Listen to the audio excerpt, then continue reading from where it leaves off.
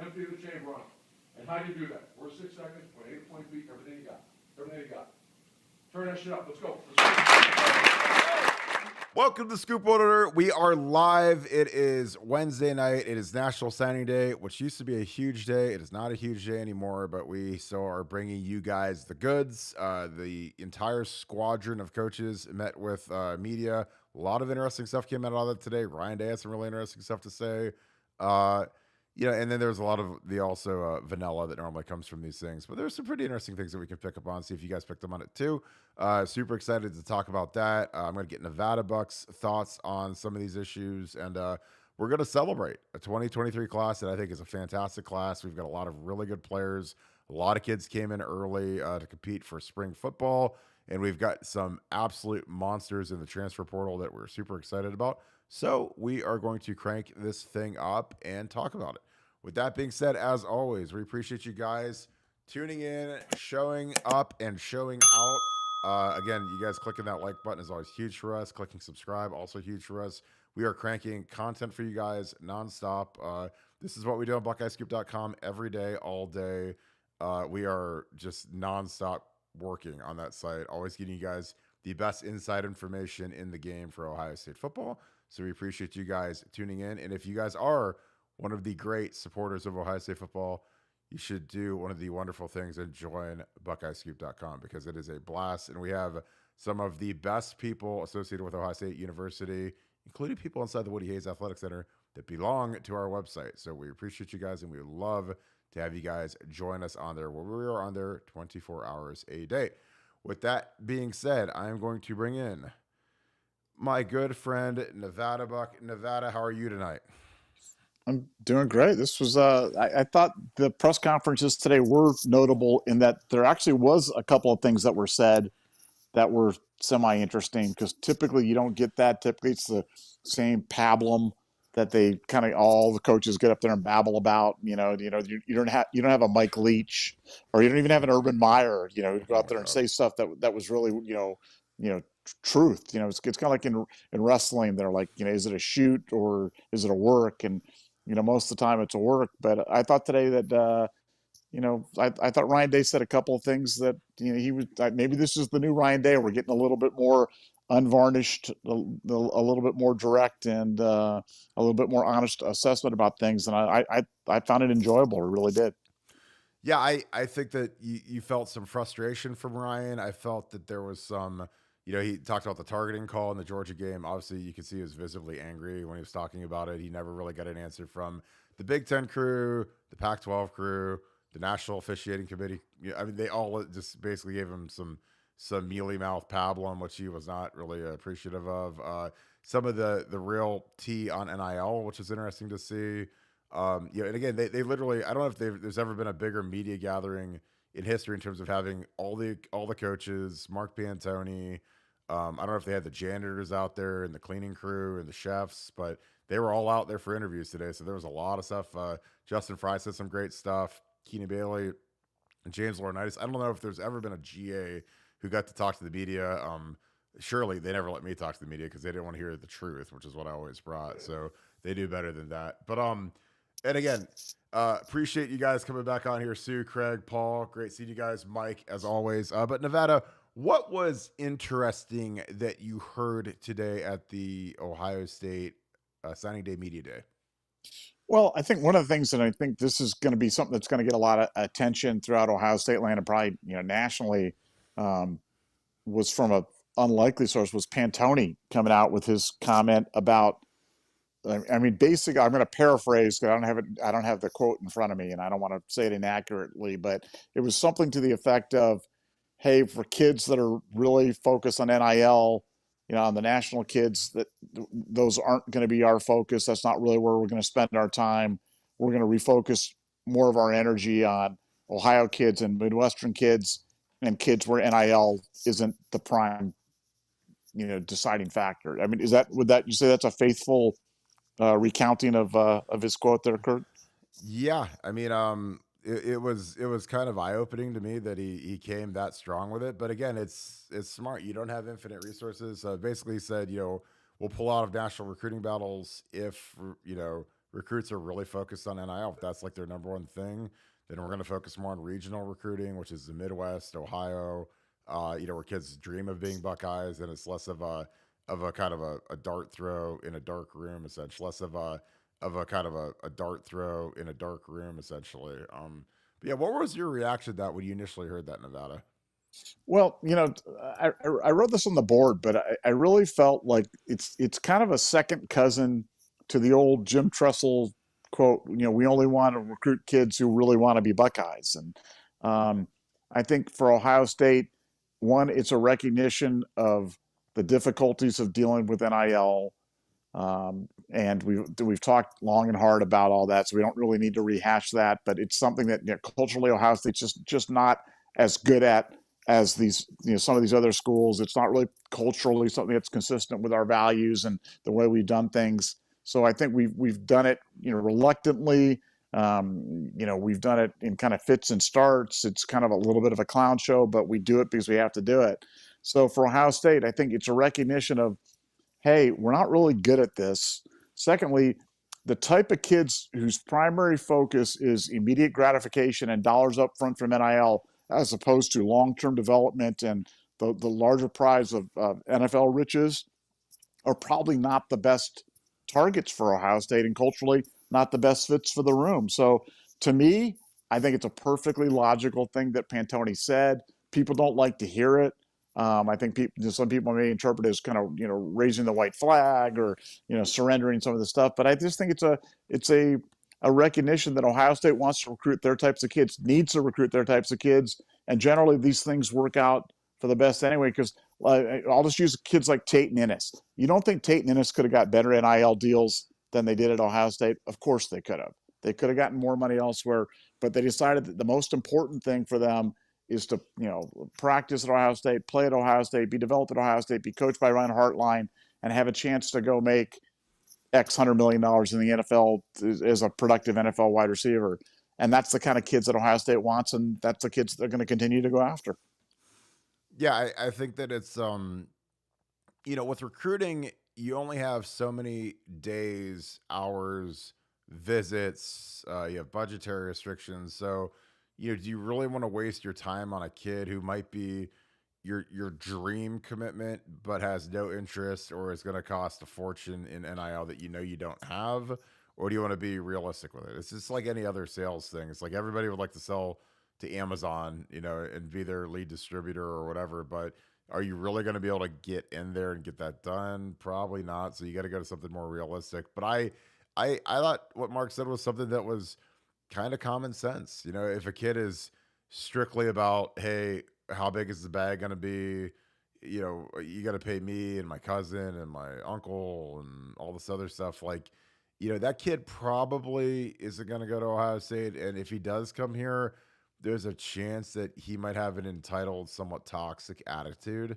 Because he's going to show up with a check for $1 million or $2 million or whatever it is. And, how's that going to play in the locker room? When you've got guys that are war daddies that have played a lot of games and they're not getting the bag, and is the kid gonna work as hard after you strike him a check? And what if he's a guy that like a Kenyatta Goodwin, who was a 4-star tackle that went to Kentucky, and after 1 year he quits and he portals out and goes to Florida, and you wrote him that check for that bag, and all of a sudden he's like, well, I'm gonna go get me a new bag somewhere else. So I think like what he said was, you really have to be measured, targeted, and you really got to do as thorough of an evaluation as you can when you're off the road, so that when you go on the road, you don't waste your time going to see a kid that you have no chance of getting.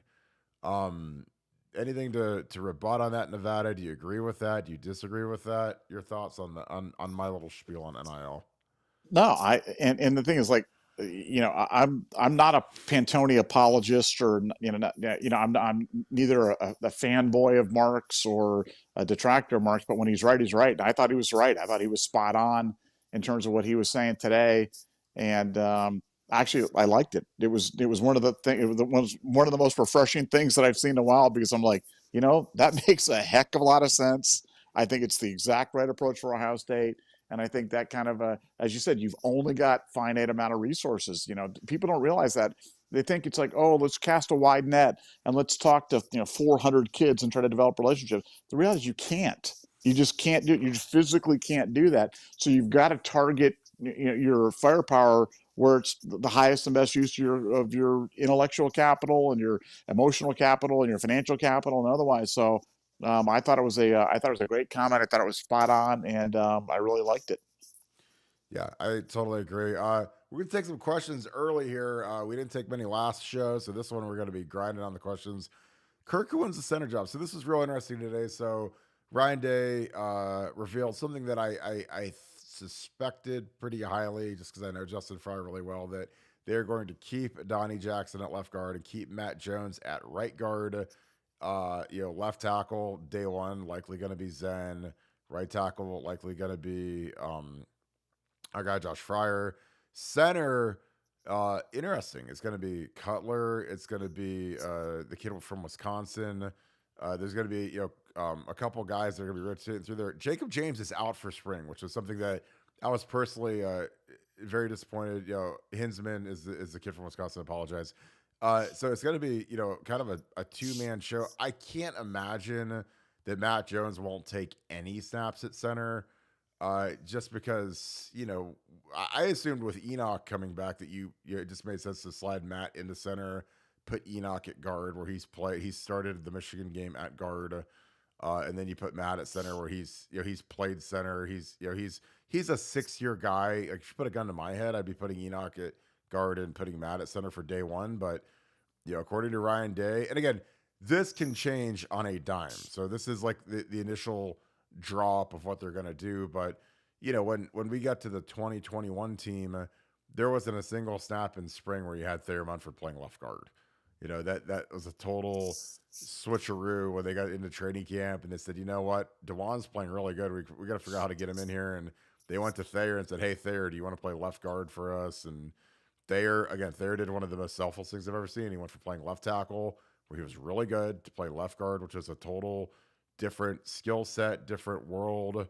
And that's hard to do. Like, it's hard for a guy that's comfortable to spot. You wouldn't ask Marvin Harrison Jr. to go play tight end, or something where he has to block and go out of his skill set. So that was very interesting. But yeah, it was kind of interesting that they said they're going to keep the guards where they are and kind of rotate guys around them. Nevada, what was your initial reaction to that? I was stunned, honestly, especially when they said Jacob James was out for spring, because this was going to be a humongous spring for Jacob James, potentially win a starting spot. He's not going to have the opportunity to due to offseason surgery. But what were your thoughts on Ryan revealed that about the offensive line? No, I mean, to me, I wasn't as shocked, and maybe I should have been, but I think we've been kind of postulating that Donnie Jackson does stay at guard, and that Zen gets the first shot at left tackle. So to me, I think a lot of people had Donnie sliding out the left tackle, which he could do, but I know that's not Fry's first choice. I know he'd really like to be a little bit longer out there and get a guy that's a little bit more angular, give Zen every chance to do it. Was surprised a little bit on the center guard thing with Jones, but he's so flexible and he's so versatile. We'll see. Like I said, I think it's look, spring ball hasn't even started yet. These things change all over the place. I mean, the bottom line is when you boil it down to everything that was said today, what they said is the best 5 guys are going to play, and we're like, oh wow, okay, best 5 guys are going to play. That what a novel idea, what a great concept. We're fully behind that idea. To me, the best 5, if I had to bet right now, I'd go, Fryer, Enoch, Jones, Donnie, Mikowski. But I reserve the right to change my mind, and hopefully the transfer from Louisiana Monroe comes in and does great things. Hopefully some other guys come out of out of the room and really overperform. But look, we got lots of options, we got lots of things, but I wouldn't read too much. I wouldn't read too much into what he said, just yet. Like I said, I think once we get halfway through spring ball, I think we'll have a much better idea. But lots of options and lots of good ones on the line. Yeah, I'd have Matt Jones snapping every day, ready to go at center. Again, I just, for me, like, the center is kind of the leader of the offense. Who's better to do it than a 6-year guy who's older by a long shot than anybody else in the room. I think that it made logical sense to put him at center, but I also get keeping your two returning veterans at guard because then you can help the two tackles out and you can help the center out with the two veterans kind of, inundating, the other guys around him. And it's going to be interesting to see how they rotate in spring, who gets reps where, how much does Carson Hinsman go with the ones? How much does he go with the twos? How much does Victor Cutler go with the ones and twos? Victor, it's interesting when I watch this film, he doesn't seem like a super powerful, bullish center type that like a Corey Lindsley. Now, granted, Corey's one of the best centers in school history, but I always liked big, heavy squatters in the middle, guys that were really tough to move, pluggers. You could get that push in the middle. And when I watch Victor play tackle, he's a lot lighter. It's a whole different animal. Again, Paris Johnson, who's one of the most talented linemen we've ever had. Not as talented as Orlando Pace, but he's pretty talented. He went into guard, and it was tough, because he's a 6'7" guy. He's a lighter guy. He's less stumpy than most guards are, and it was a thing where he did it, took one for the team, and he was fantastic pass blocking. Was learning how to run block those big guys. He actually gained some weight to play guard that year. Lost it when he had to play left tackle this past year. But that's the thing that I don't really see out of Victor is the lower body strength, the anchor that Matt Jones has, because Matt Jones is a 6-year guy and he's a horse in the weight room. He's a monster. So that's why I thought it was more appealing to put him at center. And plus, just like the most fundamental thing is he knows the offense better than anybody. He's been there for 6 years. So, Ryan Day's offense hasn't changed since 2019. And it seems like the guy that's been here for that long would know, the calls better than anybody, the adjustments, the protections, all that. So it'll be interesting to see what the O-line starts as at the beginning of spring and who actually is the starting O-line when we kick it off in Bloomington against Indiana. So Nevada, Jim Knowles spoke again today. Really high praise for Jihad Carter. Thinks that he could play nickel or free safety, which they call the adjuster because they have to have cool names for everything. Sonny Styles can play anywhere. It's really interesting. The safety and the back end is going to be a little bit more competitive now that you've added a couple portal guys. But what are your thoughts on year 2 of the Jim Knowles defense? And something that I thought was really interesting is that Ryan Day, he mentioned that Mitchell Melton, who was a guy who really was killing it in spring last year and tore his ACL in a pretty tragic injury during the spring game, is out for spring, yet he's a monitored, limited, almost full participant in winter workouts. So I don't know if that's a strictly maintenance or what it is, but it's weird that he's working out with the team right now, but he won't be up for spring. But your thoughts on year 2 of the Jim Knowles defense? Well, I mean, I think the safety, position is really going to be the most interesting one that they have on the field. And, I keep hearing that they're going to make, more of a commitment to Styles and really try to feature him and really try to do some things with him and try to work the defense around him, even given his obvious limitations in coverage and some other things that they think that they can, they can kind of augment with other guys in their room. So I think, for Ohio State right now, you're only going to be as good as your safeties. Your linebackers are set, your front four set. You need some depth on the defensive line. But the difference between having a really good defense and an elite defense is finding those combination of guys in the back end. They're going to get it done. And, I see some of the mock depth charts that are kind of floating around. And, I'll see people that won't have Lathan Ransom as one of their starters. And I'm just like, I don't think people realize how good Lathan Ransom is. Lathan Ransom had a great year last year. Yes, he slipped against Georgia. Yes, he made a couple of bad plays in the second half against Michigan. But boy, he was good the whole year. I mean, he was by far our best safety. A guy that I know is highly regarded by NFL teams. A guy that's going to go to the NFL and play 10 plus years, and everybody's going to go, wow, I didn't realize Lathan Ransom was that good. Well, I'm telling you right now how good he is. And he's a great special teams player. He's a great leader. He's a great kid.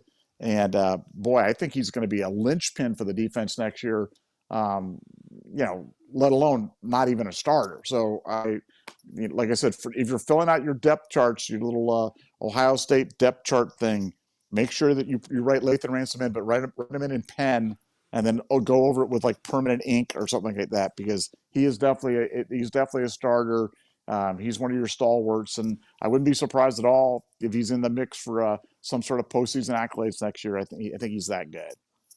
Yeah, I think he's going to have a lot of preseason hype. I think he'll be preseason All Big Ten. Might get some second and third team preseason All American looks, but I agree. And people forget he had a pretty devastating injury in the Rose Bowl, came back quick, and was probably still healing during the season. And he had a good year. I mean, he faded a little bit down the stretch, but he's a guy that Todd McShay and ESPN did a way too early 2024 draft prospect preview, and they named Matt Jones, they named Trey Henderson, obviously they named Marvin Emeka, they named Cade Stover, they named Lathan Ransom, they named JT Tuimoloau, they named Tommy Eichenberg, and it wasn't just like a name, it was like they wrote blurbs about all those guys saying how these are guys to really watch for in the 2024 draft. So they're on the NFL radar, and this wasn't a big list. This was maybe 50 guys in the country, so it wasn't like they were just talking about guys that were 7th round picks. This is the guys that are projected to go in the top 2-3 rounds. So, and again, I think that year 2 in the system, potentially better pass rush, more coordination. I think it's going to do wonders. If you guys are live on this on the chat, type in who you think our starting 3 safeties will be. So real quick, the Bandit is essentially a strong safety, because they got to use fancy names. The adjuster is essentially your free safety. And then the nickel is just the nickel. So, you guys that are football heads, Madden players, whatever, you can kind of picture the different roles for the different guys. And so Lathan last year was the adjuster, the free safety. Josh Proctor started the first game of the year against Notre Dame at that free safety spot. So Nevada with Josh Proctor, who's a kid that came back for year 6. A lot of people were shocked he came back. He didn't transfer. He stayed for another year after getting benched early. Where would you project him to play the most snaps out of the 3 safety positions on Jim Knowles' defense?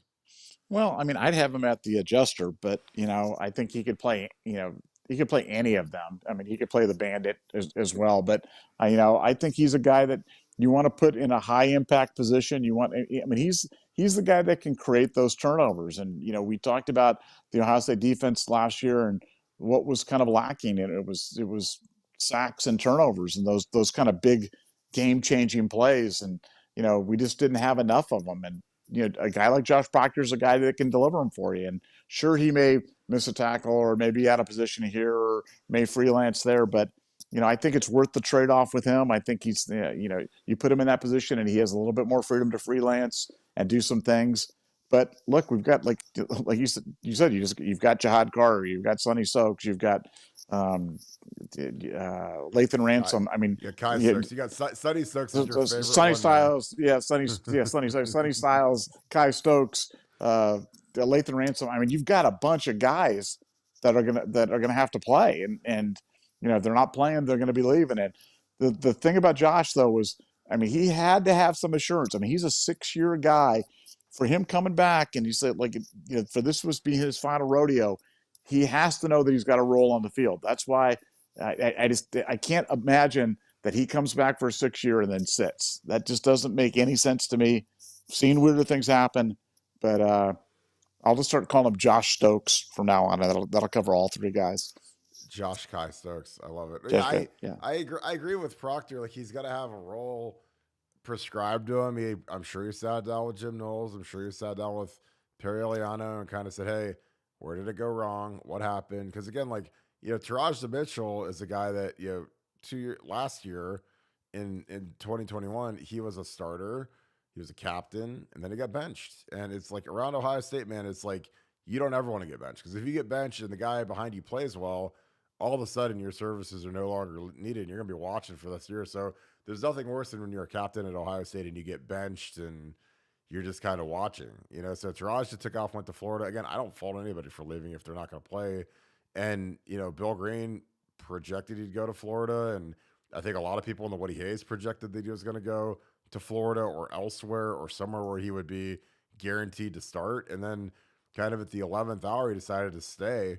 And it was fascinating to me, man. Because again, I say it on every podcast. I swear to God, where it's August 12th, Jim Knowles says he could be the best safety in America, which is gaudy praise. You think that, you're thinking like Sean Taylor, Mike Doss, Ronnie Lott, like some superstar safety.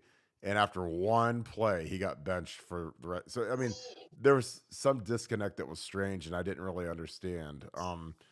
Nevada, as we get into the coaches being off the road, the insulation.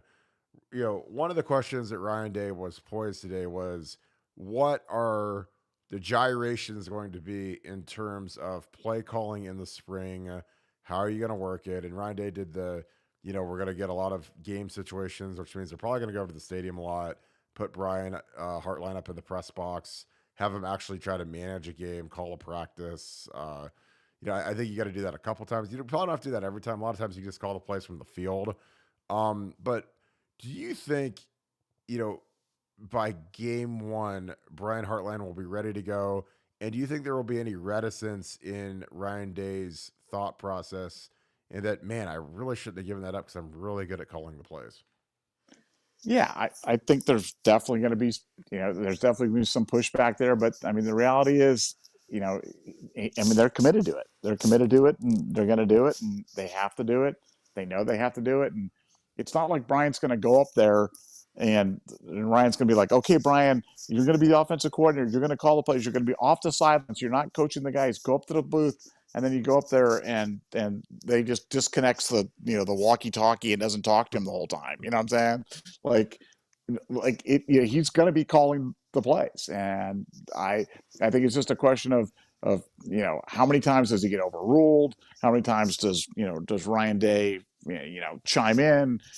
Because I think that's going to be a process. But I think from day one, it's going to happen because they're committed to it, and Ohio State has told Ryan Day that this needs to happen. So while I think part of this was Ryan's decision, I can guarantee you that it was not 100% Ryan's decision. This came from on above, on high, and I think it's been mandated, so it will be.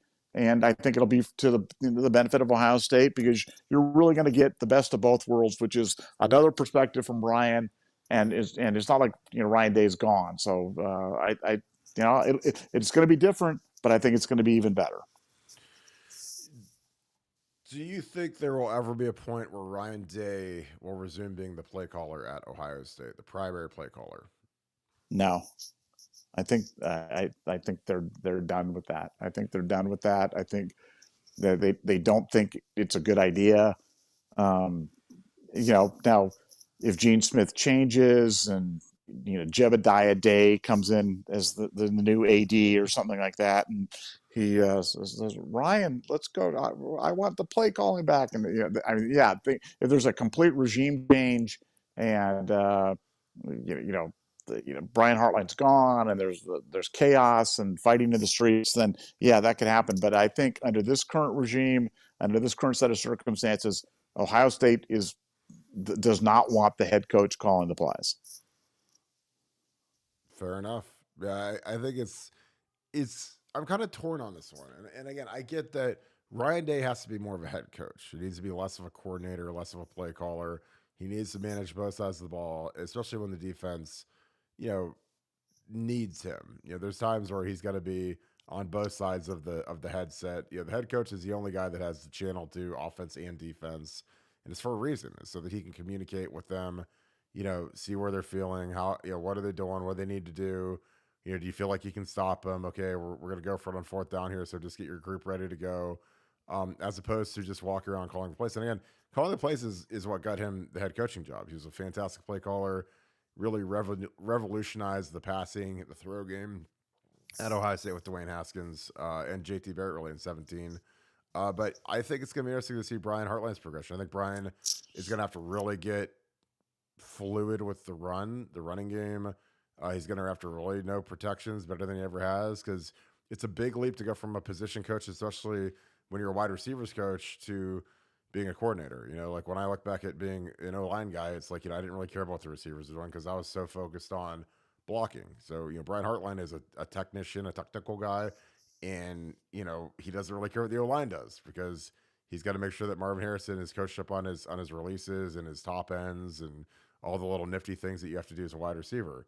But now when you're the coordinator, you got to do it all, and that's why I always, in my mind, if you're telling Kirk how would you structure the coaching staff, I would also always have my play caller be the quarterback's coach, or at worst the tight ends coach, just because I like the tight ends coach because you only coach one guy. It's the easiest. It's the easiest place to coach on the entire staff, and you're with the running game and you're with the passing game. Which when you're the offensive line coach, you're not around the passing game at all, and that was something that Ed Warner struggled with in 2015 when he was the OC and in 16.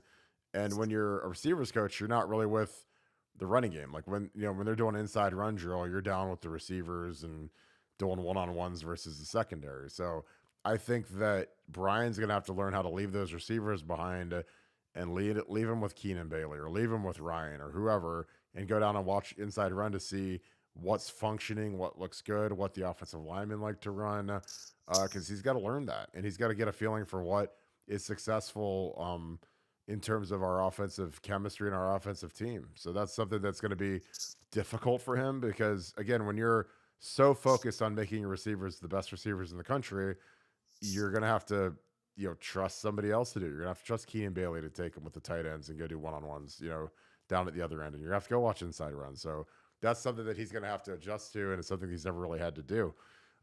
Nevada, I got a question from Sue last chat about your boy, Alan Clark. Alan Clark, the newest Ohio State graduate assistant, who you nuggeted that he was coming here. Was that like 2 weeks ago, 3 weeks ago? It's been a hot minute. Tell us about Alan Clark. He's a guy that he's coached a lot of NFL guys over 50. Big time dude. He's Southern ties for recruiting. But tell us what you know about the newest GA for Ohio State. Well, it was a guy, I'd kind of gotten the word that this was a connection that was going to be made for Ohio State. Kind of put him out there, and I think sometimes people think that when we put some of these names out there, that we're just like spinning the wheel of name and just sort of throwing darts or something like that. But no, I didn't just guess on Lyle and Clark and just kind of hope like, wow, Lyle and Clark's coming to Ohio State. What a great day. But it's one of the benefits of actually having information from inside the Woody. I knew somebody that they coveted. I knew they were trying to make this match. And, I think this is really in preparation for, the potential expansion of coaching on-field coaching responsibilities and recruiting responsibilities that go beyond the 10. As you said, he's got strong, specifically Louisiana contacts, really a pass rushing specialist. Say he's an heir apparent to Larry Johnson, per se, because, he's got a long way to go, and got a lot of experience to go, but he's a guy who can be additive in that. I mean, this is a pass rushing guy, and we need to get after it on our pass rush. And he's going to have a lot to say about that. And I think it's all going to be positive. I've heard nothing but good things about him. Really, really excited to be at Ohio State, and a guy that Ohio State was excited to have. And, I think in my time covering recruiting, maybe we've had two players out of Louisiana, but I remember Nader Abdullah out of Louisiana. Maybe we had another one, but it hasn't been many. But this guy's got strong Louisiana contacts, and there's a lot of great football being played down there. So that's only beneficial as well. So lots to like about this hire. Yeah, I mean, we went after Tackett Curtis. We whiffed on that. He ended up going to SC last year, but I can't think of a single other guy other than Nader Abdallah. And if any of you in your chat can think of another Louisiana Buckeye, by all means, please toss his name in the chat because I don't know it. Sue, I hope that was a good answer. Again, Nevada had this like 3 weeks ago, and he said, "Hey, we're gonna get a guy named Alan Clark," and I was like, "Who?" And he's like, "He's gonna be the next GA. He's gonna work with Larry. He's gonna be." Maybe not the heir apparent, but at the rate we promote GAs from within to head coaching or to full-time jobs, like, you never know. I mean, you got to keep the bullpen strong, and that's something that, we really have to kind of refill after, Kevin Wilson took a couple of our quality control guys, took a GA, made one a coordinator, made the kid from Duke a coordinator, made the Coy McFarland his linebackers coach. And again, that's great for those guys because they go from being volunteer guys, or not volunteers, excuse me, analysts to being full-time guys earning a real salary. So that's just part of the progression. But then you always got to backfill that when you're Ryan Day and Mark Piantoni, and you're looking for the good deal. So I got Mark Nave on the board now, an Ohio lineman offered yesterday by Justin Fry, Toledo Central Catholic. He's a big dude, 6'5", 310, guard. Kills a guy here, which is always fun. It's always fun to be the pulling guard when you get to kill some little dude. But these guys won the state title. They beat Hoban this year. Here they are running the counter play. Just absolutely destroys this guy. Again, this I always make fun of this. Looks like Mark Piantoni right here. Little kick. Oh my god, that's painful when you're the guy at the end of the line and that runs into you. That stinks. But Nevada, your thoughts? We've really made a big leap into recruiting these Ohio linemen. I think that's a necessity as you continue to revamp that room. Again, I think that the amount of attrition we've had in the O-line room is something that's unprecedented with the two portal kids, and then you had the Harry Miller situation, and then you had 4 guys declare early for the NFL draft in 2 years, which has literally never happened. But your thoughts on offering some of these Ohio kids? I really like this kid. He's a big kid. And again, I might like him, but if Justin Fry likes him, then everybody that's listening should like him because Justin he's a fantastic talent evaluator, and he doesn't just throw offers out that aren't real offers. So, but your thoughts on going on these Ohio linemen? Well, I love it. Talked about that a lot on this particular kid. This is a guy that I've heard about for a while, and they said the best thing about him. I'm not going to tell you anything about offensive line play. That would be silly. But this kid moves really well, and that's they love him when he's pulling. They love him when he's trapping. He's very mobile, very agile, very athletic, and you combine that with tremendous size and strength, and he's got all the elements to be a really good Ohio State offensive lineman. So really excited about the offer. Love that they're going, relatively early on them and trying to get this thing and trying to keep the fence up there. But you had a stat about number of 5-stars that went to the entire Big Ten. Like there was some ridiculous stat, right? It was like 2 5-stars went to the entire Big Ten in recruiting this year, and all of them went to Ohio State, and the rest of the Big Ten got 0. Is that correct? Yeah, it was just Tate and Ennis. Those are the only 2. And then it was 2 wide receivers, and then the rest of the Big Ten didn't get a single 5-star. And an even crazier stat is one of the Notre Dame sites had a thing where it said that out of all of Michigan's entire recruiting class, they did not land a commitment from a single kid who had an Ohio State offer or a Notre Dame offer. Which again, that's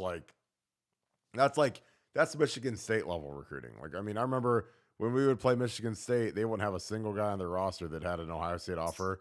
Michigan always had some, because there's tiers in the Big Ten. There's like the low tier, which is like Indiana, Purdue, and then you get into that middle tier, which is the Michigan States and the West, the whatever. Then you get that next tier is kind of Wisconsin, Penn State, and then that top tier is usually Ohio State, Michigan. So there's like different national tiers, just that mentally I've always kind of kept in mind. And there wasn't a single Ohio State or Notre Dame guy that hadn't offered either of their schools that went to Michigan this year.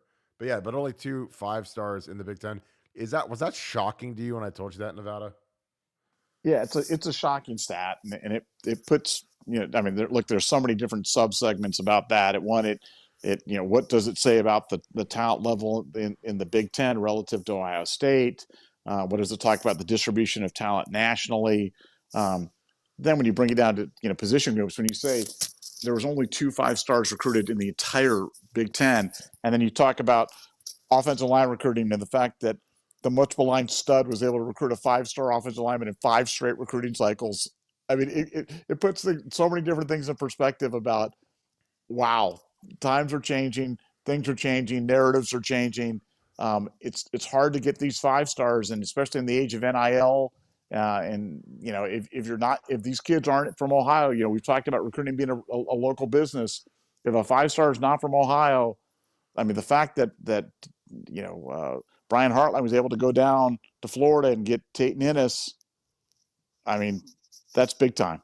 And that's why, why when Brian Hartline's upstairs eating, Brits barbecue or whatever it is while calling the plays, that's why he's up there doing that, because the yeah, I mean, he can recruit like nobody else can recruit, and what he's doing is borderline miraculous relative to the other teams in the Big Ten, and he deserves everything that he's getting in life because he's delivering for sure. Yeah, absolutely. This is a great question. Do I like better neighbor Satterwhite? I like Satterwhite. I watched this film.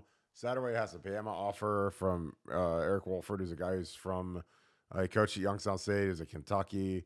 I really like their film. I really like his film. This kid has good film, though. I like him. Again, Justin likes him. It wouldn't surprise me at all if he went on Satterwhite pretty quick here, but you can only take so many guys. I mean, they've got offers to the Armstrong twins. They get this offer out. You got to assume you're going to get all three. You probably want to take 5 or 6 just because, if some of these third and fourth year guys that aren't projected to be in the 2 deep are going to hit the portal after spring, you just got to be ready to kind of restock that room. Donnie, if Donnie has a big year, he could go pro. Matt Jones obviously is going to go pro after 6. So you got to keep taking these guys that are these Ohio guys, because the thing I always tell people, because people are always like, well, you got to take only 5 stars and only 5-star tackles. And I was like, well, last year there were like 3 5-star tackles or 4 5-star tackles in the entire rankings, and they're all in like Georgia, Texas, Florida. So those guys are really hard to pull. Samson Okunlowo was a kid that we obviously really wanted. I don't know if he was a 5-star or a high 4-star. Never visited Ohio State, and a lot of these big guys, if you want to do a little geography test, go look at Georgia's roster and go look where all their big guys are from. And 95% of them are within 3 to 5 hours of Georgia, of their campus. So, and that might be some South Carolina. But I mean, those big guys do not go far from home. Like there's, Georgia's not coming up here and offering our offensive linemen. I promise you, in the state of Ohio. And I'm not saying that means anything, but because we've beaten Alabama with 5 Ohio kids starting on the O line. But big guys are mama's boys. They don't like to go far from home. And if it's all equal, they're going to go to the closer school, especially if it's a school like Georgia that's the 2-time defending national champion. So, that's just kind of how it is. Like, I mean, it's great to want to go after 5 stars and only get 5 stars, but you don't want to waste your time and your energy and your resources on a kid that you have no shot of ever getting. So that's like kind of the thing that Mark Pantoni talked about with NIL. If a kid is flat out what's the number, what's it going to cost, how much you guys going to give me, then we're probably not going to win that one. He's probably going to go to Miami or A&M or Florida or Oregon or somewhere with a big collective. But you got to really be smart with this recruiting stuff, man, because you only have so many hours in the day and so much time where you can be around these kids. Nevada, your thoughts on my Ohio diatribe? Nah, I mean, big fan of Ohio kids. I mean, for me, I'd take Satterwhite, I'd take Nave, I'd take the twins, I'd take them all. I mean, I really would, and I'd be happy with it. I mean, if you can't Yeah. develop a great offensive line off of what you have plus raw material like that, then just hang up your stuff. I mean, I guarantee you and I could do that. Give me a 6-pack of Red Bull and a subscription to Netflix and a lawn chair, and I'll go out there with you and we'll coach those guys up and we'll have a workable offensive line. That's great raw material. You can do it. Bringbackkurt.com. You guys can go to that website right now and sign the petition to bring back Kurt to the coaching ranks at Ohio State. If it comes up domain not known, then just be patient. Just keep hitting refresh, and we'll bring back Kurt, and we'll personally oversee the reconstruction of the offensive line, because that's what needs to be done. So this is William Satterwhite. I got they have him playing right tackle here. I love him. He is a finishing machine. He's a beast. Again, the thing I like about him, both these guys, is they both play really good ball. I mean, these guys literally played against each other in the state title game. Toledo Central Catholic actually upset Akron Hoban, which is a mild surprise because Hoban beat Massillon. Most people projected Massillon to win it all. But I take them both. I think they're both really good kids.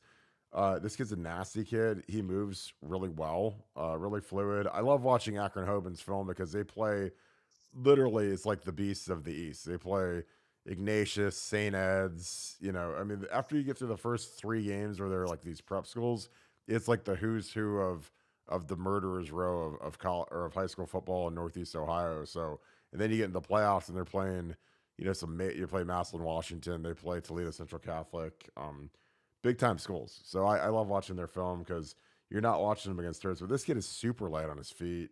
Again, I really like him. I don't know if you project him as a tackle, but if your feet are light and you can move, you can play tackle. Like that's why I think Donnie Jackson can play left tackle. Because if you put a gun to my head and said, "Hey, who's the best guy to pass protect versus JT Tumalal on 3rd and 8?" I put Donnie out there. I've seen him move. He can slide real naturally. They played him at left tackle in spring last year as a second team left tackle. If Paris would have broke a shoelace, they probably would have put him out there. So why would you change it? And again, I get Justin wanting to keep the guards there because I get that mentality where you want to keep the 2 solid pieces in the middle of that line where they can help the center and help the tackles. But for me, man, if it's up to me, if Matt Jones, the only reason I would keep Matt Jones at guard is if he's just super reticent to play center for whatever reason. But I don't know why you would be, because that's kind of after left tackle, being the center is kind of the main driver of the O line. Urban Meyer used to call it the apex. So you're kind of like the leader of the crew. So I'd put Matt at center, but again, what they start off with in the spring ball is likely what they won't end up with when they start the season, just because I've seen things change. Guys get hurt, guys, ascend, guys descend, kind of all over the place. Keep the questions coming, guys. We're going to grind here for a little bit longer, about another 15 minutes, but I really love, I love the questions. You guys really bring some good stuff. It makes our stuff really good. I love the petition signed to that. I see you're going to get me in trouble. You're going to have all these people signing these fake petitions. So, yeah, Ben Roebuck. Ben Roebuck's an interesting one because they offered the Armstrong twins. Roebuck is a giant kid, maybe the tallest tackle in Ohio. I mean, he's a 6'8-ish, 6'7-ish. He reminds me honestly of like one of those really big Wisconsin tackles. Like I think if he went there, if Luke's going to do the stuff Wisconsin's done for the last 50 years with Barry Alvarez, like he would be absolutely perfect. If you put him in, I can see the W on the side of his head now, but I mean, I think he's a Michigan lean, but he reminds me of one of those big, giant Wisconsin tackles. But people, they're not sure if his feet are good enough. But I think when you have length like he does and long arms, it can make up for having average feet, if that makes sense. If your feet aren't the quickest, but you have long arms, like, it's something that helps DeWand. DeWand is 370 pounds, so he's not going to be the quickest guy in the world. I mean, he's really quick for his size, but the thing that saves him is his arms are just astronomically long. So he can deflect guys even if they beat him. He can still get one of his giant hands on him and push him around. And when he gets to the league next year, that's going to be huge. But Nevada, I don't know how close you follow Ben Roebuck from St. Ed's, but he's a guy that last year coming into his junior was probably the number 1 lineman in Ohio. We haven't pulled the trigger on him. Camp was okay at camp. Likely going to go to Michigan with the Hamilton kid. But, how many, if you're Justin Fry and Mark Piantoni, how many offensive linemen do you offer this year? How many are you wanting to take this year? I think it's 5. I think that's how many I'd take. I don't think you need more than that. But, again, I think that's probably going to be an annual thing. I think it's just the reality of life in the portal. You're constantly going to be churning guys out, either transferring to play elsewhere or transferring because they just can't cut it here.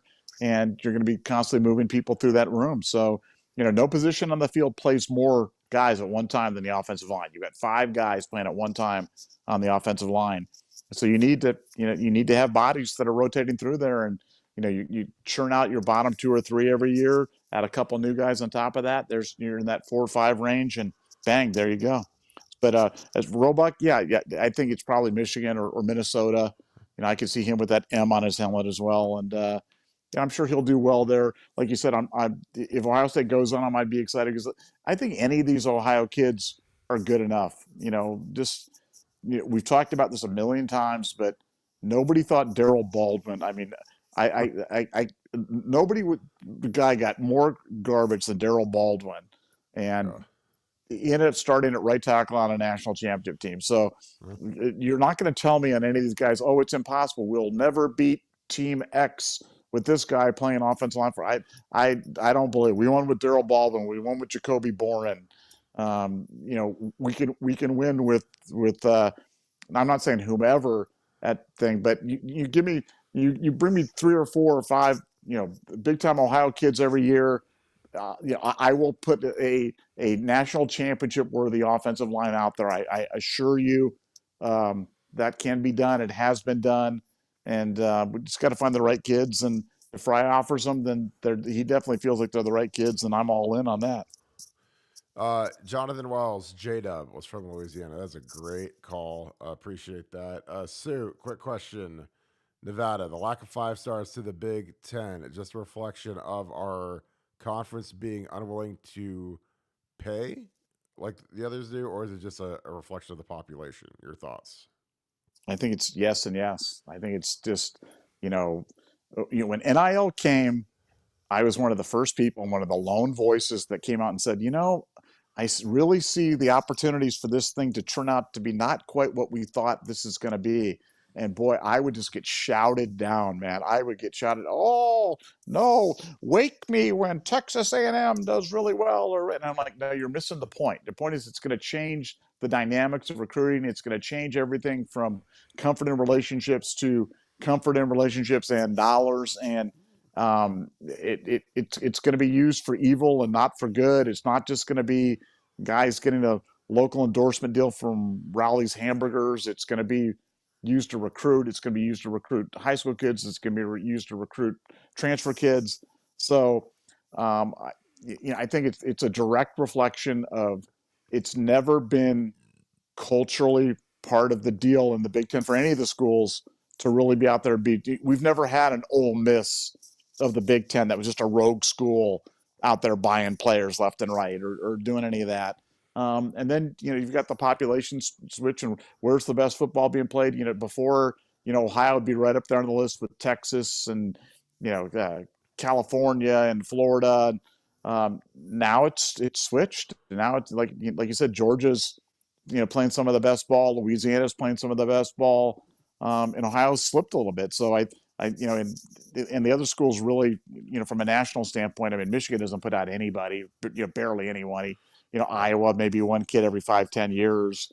Wisconsin linemen will pop in there every now and then. But, other than Ohio, it's really a wasteland for recruiting. So between that and NIL, yeah, it's, we have to do I think that's the death knell for us? No, not at all. I mean, Ohio State came within a kick this year of winning the national championship. So we're right there. We're going to continue to do it our way. We can continue to find, getting kids like Tate and Ennis. If you get kids like Tate and Ennis every year, then let them have the NAL kids can go somewhere else. I'll go to war with the elite kids like Tate and Ennis, and we'll line it up and we'll win our fair share of battles. Yeah, I totally agree. I think that, another thing is with the emergence of the SEC is the fact that, a lot of these rankings are done, they're kind of, I don't want to say they're haphazard, but, guys get really severe bumps up the rankings and they get stars added when they get certain offers. If you get a Bama offer, Georgia offer, you're going to gain a star. If you're a 3, you're going to go to a 4. If you're a 4, you're probably going to go to a 5. Same with Ohio State. Like if you get an Ohio State offer, you're going to get bumped up from, it's like, Bill Green called it the Buckeye bump, where it's like, and why is that? It's because the publishers, the Shannon Terry's of the world, they know that they want Ohio State's audience. They want Ohio State to subscribe to their recruiting site. So, if Ohio State signs a top 3 class, then that's great for business. That's great for business for the recruiting sites. So, and again, that's not everything, but, when the South has been so dominant and, you look at the teams that have won the national championships over the last 20 years, I mean, you got Bama, LSU, Auburn, Georgia, Florida, us, obviously. But, if you go in the North, we're kind of it. We're the kings of the North. We're the only ones that are really in contention every year that can do it. And we're kind of the hope because Michigan gets there. They haven't been able to get over the hill of the first game. They haven't been able to sustain. And frankly, the talent in the state of Michigan is way down from where it was even 10 years ago. And Ohio feels some of the same effects. But I think that, the way that we do recruiting, I think is the right way to do it. I think that our team is super talented this year. I think we have a very, a very not pro ready, really college ready class coming in, guys that can contribute immediately. And some of these young guys are going to get a shot because Ryan Day read off a laundry list of guys that are going to be out for spring that had kind of preventative maintenance surgeries. Emeka Buka, Julian, Trey Henderson. I think Chip will probably be, or not, excuse me, not Chip. Chop will be very limited. Tommy Eichenberg is out for spring. Mitchell Melton is out for spring. So, for some of these young guys, these young receivers, man, giddy up. You got two of the top guys, and I'm sure Marvin will be, even if he's not injured, he'll be extremely limited because they're just going to keep him in bubble wrap till the season starts. So it'll be interesting to see some of these young guys seize their opportunities, because there's going to be guys that ain't never been in that first huddle before, and now they're going to be in the first huddle with the big dogs going against the top guys, and it's going to be fascinating to watch. Nevada here. Oh, this is a great one, Paul. I got to get a Paul one in here before we wrap this thing up. Nevada, who wins Defensive Player of the Year in 2023 for the Buckeyes, and who gets Offensive Player of the Year? One of each. Defensive Player of the Year 2023. I mean, I could go with the chalky pick and take a Tommy Eichenberg, but I'm going to go at JT Tumalal. I think he's going to have just a big year. I think we're going to see Penn State types of performances more frequently, not to that level, but I think he's going to have that kind of an impact. So I think he'll be my Defensive Player of the Year, and my Offensive Player of the Year is going to be so many people to choose from. I'm gonna go with Trey Henderson, just because I think he's got to have a huge chip on his shoulder, and I think every time he touches the ball, he's going to be a danger to take it to the house. So I'm going to go with Trey Henderson as my Offensive Player of the Year. And I'm going back to your Kings of the North. If we're the Kings, Ohio State's the Kings of the North, does that make you like Brand Stark or whatever, that the blind guy in the wheelchair or something like that? I'm trying to think about which one I would. You'd Which probably one be would Brand. I'd probably be Hodor. I think size wise. You'd be Hodor. Can I be Arius? Can I be Arius Stark or something like that? Can I be like a chick? You're gonna be the chick who can change faces, of course. In Nevada, Buck, you're the original face. The man of many faces. Exactly. I got to be that. But you got to be Brand. You got to be the guy Brand the Bold, or Brand the Brain, or is it whatever Brand it was. Brand the Broken. Brand whatever, but he ended up being the head of the whole thing. So yeah, he was Brand the Broken at the end of the show. That was his name. Yeah. Yeah, well, bring back Barton, bring back Brand, either one. Bringbackbarton.com. Don't forget, go there, sign the petition to bring back Barton on the Ohio State football coaching staff. Someone's got to actually buy that dumb URL, and they're going to make it a thing. I love it. Guys, in the chat, let's see, who are you picking for offensive and defensive MVPs? We will roll. Love to hear your input. I put on some JJ Smith to wrap the night up, because if in doubt, watch JJ. JJ is likely to be the new number one player in the 2024 class. I just don't see it in Dylan. God bless Dylan Raiola, but JJ Smith is a can't miss superstar, and his coaches literally think he's going to start day one at Ohio State, which again, that would be an awfully tough thing to do given how talented that room is, because Innocent Tate will still be there. But hey, this kid can do it. I mean, he's still going to be a senior in high school this year, and he is a monster. So, any final questions? And we're going to wrap this thing up. Nevada, any parting shots as we close this thing down? No, just enjoyed the comments today. Don't get too worked up about the Bentoni comment about not competing on the NIL stuff. I think that's kind of been the Ohio State way the whole time. And just a super productive offseason for Ohio State. Ohio State's so well positioned for the 2023 national championship. I mean, you really thought about what you just we needed a little bit more depth on the offensive line, and we needed some help in the cornerback and safety room. Filled both of those spots in a big way. Kudos to Ohio State, for responding and doing that. And buckle up, because it's going to be a heck of a 2023. Totally agree. I think we could be even better than 22. I know me and you are on an island saying that, but if it happens, hey, remember where you heard it first, because I think we've got our skill is going to be better. Our quarterback, I think, might not be quite to the level of CJ, but we've always had a great quarterback under Ryan Day, so I don't worry about whoever he picks. If it's Kyle McCord or Devin Brown, I'll sleep like a baby. The line will be fine with Justin Fry. I think the defense will be better. So that's my story. I'm sticking to it. And we also have 3 tune-up games before we have to go see Notre Dame at South Bend. So I really like the trajectory of this team. I think it's a hungry team. It's a young team. There's a lot of spots available in spring ball. So that always leads to some very fierce competition. So I am going to wrap this show up. As always, we appreciate you guys. We got the regulars in here. Got Sue, got Paul. Thank you guys for tuning in. Again, we love hanging out with you guys as always. Really excited about what we're doing on BuckeyeScoop.com. We are on there constantly. It has been nonstop craziness with breaking news on new coaching hires, the kind of the movement around the coaching staff, who's going to do what, inside team information, who's looking good in workouts. There's a million things that we talk about. And we don't even have enough time. We do more podcasts than anybody. We have the number one podcast in the game right now. So we appreciate you guys tuning into these. Thank you for all your outstanding questions. As always, those really help. And they really make our show different because we love talking to you guys. We love answering your questions. And it's always a blast to hang out with you guys. So that being said, if you guys could leave us a like, those are always huge to us. Subscribe to our channel. Click the little bell for alert. That'll let you know when we go live. We're doing it every night now. We just stopped up 2 straight hours of content with Bill the Bank Green and Nevada Buck, 2 separate shows. I like to keep those guys separate because both those guys have a lot to say. And man, it takes 2 hours and we took every single minute of them to both get cranking along. So appreciate you guys as always.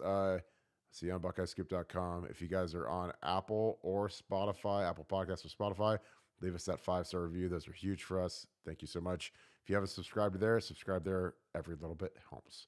So thank you so much, Buckeye Nation, and thank you, Scoop family. We appreciate you guys. I hope you guys have a great rest of your day. Talk to you guys tomorrow. Go Bucks.